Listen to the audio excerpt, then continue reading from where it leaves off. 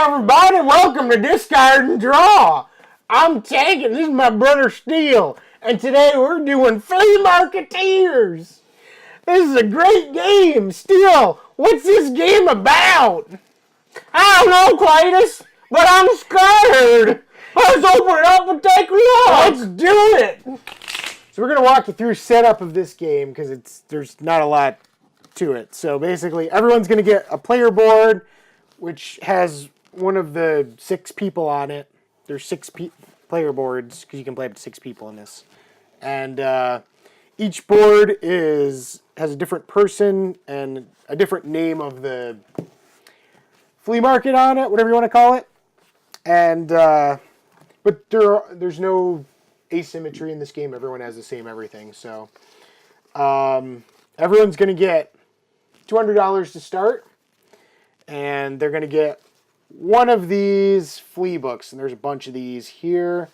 We're going to basically shuffle these up, as it were. And get a random flea book. And these are different. These are the only asymmetry in the game. You get a random flea book, and the flea books have prices for all of the cards in the game, and each flea book has a different price for everything. And that's what this game is built around, is buying stuff for cheap and selling it for high. Because at the end of the game, the winner is going to be the person with the most money. The next thing you're going to do is take out some of the Flea Marketeer cards. So this is going to depend on how many people are playing. For a 2-player game, you're going to remove about half of these. There's, I think, 70 of these cards. And for a 2-player game, you want 35. And this is actually going to be the game timer, as it were. When this deck runs out, the game's over. So once you've eliminated some of the Marketeer cards, you're going to deal 2 to each player as their starting hand. These are their start cards that they're going to have. And you also get 2 table cards. Actually, these are dealt face up because they go into your flea market to start the game. Oh, nice, I got a concession. Excellent. Yeah, there's 2 types of table cards. That's what these are called. There's the regular table cards, which have a number and a name. And then there's concessions, which are food items that you can get that are not in the flea book. They have a set price for them. For example, this is the shredded pork sundaes, which is $175. You have 2 spots for concessions on your board, and 6 spots for the regular table cards. So according to the rules, the player to the left of the good-looking dealer goes first. On a player's turn, you're going to draw a table card and a market card. You look at the market card, put it in your hand. The table card goes face up onto your player board. If you ever have more flea or concession cards than you have space for at the end of your turn, you're going to have to discard some of them. On your turn, you can play up to 2 flea market cards. You don't have to play any, but you can play up to 2. You can play up to 2. And there's no hand limit for these. You can have as many of these as you can get your hands on. Most of these are things like sell some of your tables, steal tables from other players. Some of them are like, I think there's a few cancel cards in there. Cancel someone trying to take one of your things. That kind of stuff. Most of them, though, are going to involve selling your tables, though, because that's how you make your money. You sell your tables. And you sell your tables for your flea book value. So, in this example, I've got the Ninja Ammo and the Chompers. And they're all numbered, too. Everything's in numerical order in your book. And actually, it's numerical order and alphabetical order. They put it in alphabetical order, too. So, you have 2 ways to find what you're looking for. So, my Ninja Ammo is number 37. And for me, it's worth $30. The Chompers, for me, is worth $80. So, that's a lot of money for me because the flea tables range between $0 and $100. On your turn, you can play up to 2 of these. Then after you've played all your market cards, you open up your market for business. And basically what that is you let other players put in offers for your tables. So let's say you have a card that to you is worth $0. Could be worth 100 to somebody else. So you want to get rid of it because it will literally do nothing for you besides take up space on your board. Yep.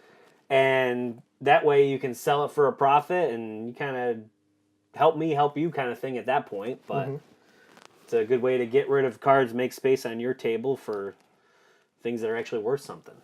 Yeah, how much is Ninja Ammo worth for you? That one is $50. Yeah, see, so for me it's 30. It's 30, So worth a little bit more money for me. that could be a situation where you offer me... I offer you, let's say I offer you 30. Yeah. That way he gets what it's worth, and you don't really lose anything. And then that way I can potentially gain $20. Yep. And that's really what this game is all about, is finding ways to make money. Yeah. With the tables you get. At the end of the game, you are going to get money for your remaining tables. So, having it and not being able to sell it the whole game is not necessarily a bad thing, because as long as you can keep your hands on it, you're going to get your flea book value for those tables.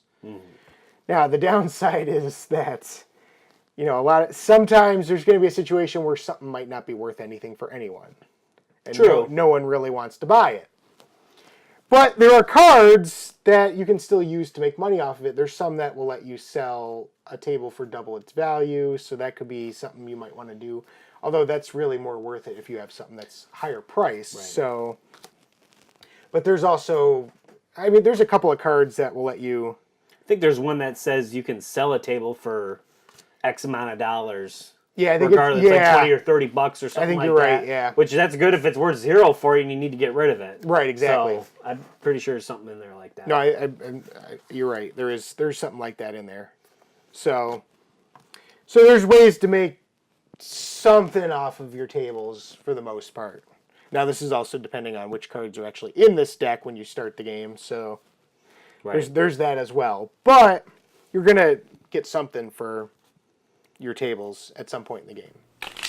So after everybody's done picking off your scraps from your table, Table scraps, you then have to discard any excess cards that you would have. Yep. That being if you have 3 or more concessions or 7 or more flea market cards or flea table cards. Yep. Because you have to basically have everything fit in a spot when your turn's over. Yeah. And then when you're done with that, you go closed for business. You literally have to do that. It says it that. literally says bang your fist on the table and say closed. So Closed. Yep. And then the next person goes. Yep. So once the flea market deck runs out, that player finishes up their turn, and then all players will discard any excess flea or concession tables that they have, and then they trade in their tables for the flea book value for the flea tables or the listed price on the concessions, and whoever has the most money is the winner. So Tank, what do you think of this game? This is a neat little game. This is like a good, like, intermediary game where like you'd play this in between heavier games to sort of Lighten the mood. give yourself a break, from all the, because there's not really. This is a game you could teach to anyone pretty much. This is a good introductory game that you could teach to someone who's not a board gamer. Right. Yep. Yep. This is a good family game you could play with your kids. Yeah. There's a lot of good humor in this game. I like the humor because of the names for some of these flea table cards. Like you've got the stool samples. They're actual stools. There's a bunch of. It's just all stools. Yeah. And then the numbskulls. They're skulls. I don't know why they're numb, but I like that this is Ninja Ammo. It's like buzzsaws and stuff. Mm-hmm. So there's a lot of good humor in and the pictures are really thematic. It fits with the whole flea market thing. Yep. The concessions are really funny.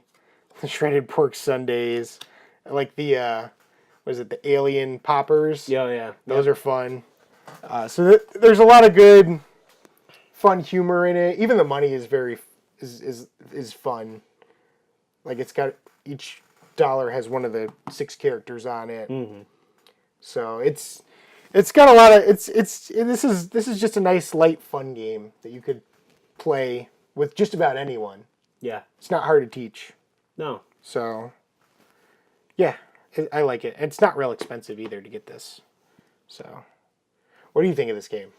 I like it too. It's fun. It's like you said, it's not you can't overthink it. I mean, I guess you could, but it's really, everyone's got their own book. Mm-hmm.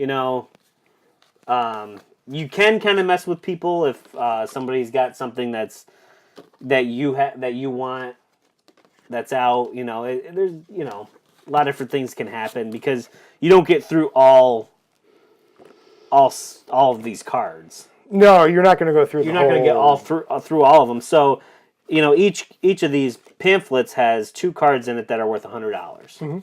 So there's a good chance that those cards might not even come up. Yeah. So, there's a lot of aspects to this game. So there's enough strategy in it, but at the same time, you don't really got to think too hard about it. And it's, like you said, it's fun. These books are really neat, It's too. easy to teach. It's easy to learn. We forgot to mention that there's a player aid on the back of the book. Player aid time, people. Because turn sequence. You love player aids. I love player aids. They're the best things ever invented. It's got the turn sequence right on the back of the flea book there. Yep. Which is neat. Bang your fist on a playing surface and announce closed. Right there in blue and black. But no, I like this game. It's fun. It's a fun game. And like you said, I like all the cards. They have funny titles and Gnome Infestation. Funny pictures and it's just church keys. Yeah. For the bottle openers. Yep. Ooh yeah.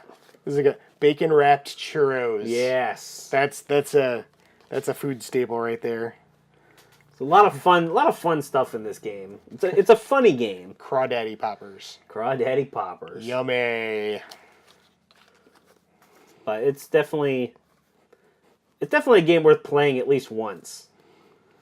Yeah, this is really good. This is, like I said, this is nice and light. I mean, and it's funny. Yeah, it's funny. So this is. I mean, it's got good humor. This is a good game. It's a nice light game for when you just feel like playing something light and fun. And if you don't like fun, then that sucks. Then what are you even doing playing board games? Yeah, you should just go do something else if you don't like fun. How dare you? How dare you not like fun? Yeah. It's just disappointing. Disappointing. Disappointed in you, YouTube. That's right. Yeah. Go have some fun. Yeah. Well, that's it for this episode of Discard and Draw. I'm Tank, and that's my brother Steele. Like our video, subscribe to our YouTube channel, and do what you gotta do, and we will see you in the next review. Next review. So after all the bit... No, I don't like that. So after everybody's done picking off your scraps... Sorry, I gotta do it again. And then whoever has the most blah. The most one-y wins. That's right. So once the flea market deck runs out... I'm sorry. So Tank. Yep. That was good. I'm Tank, and that's my brother Steele. Do what you gotta do. I forgot what I say usually. On the YouTubes. On them computers. On the internet. The internets. That Bob Dole invented it. Was it Bob Dole? It might have been Bob Dole. It could be Bob Dylan for all I know. I like Bob Dylan. He's a good fella. Bruce Springsteen. Bruce Springsteen is the man. He's the best quarterback that ever lived. No, that's Joe Montana. Oh, yeah, that's right. Joe Montana.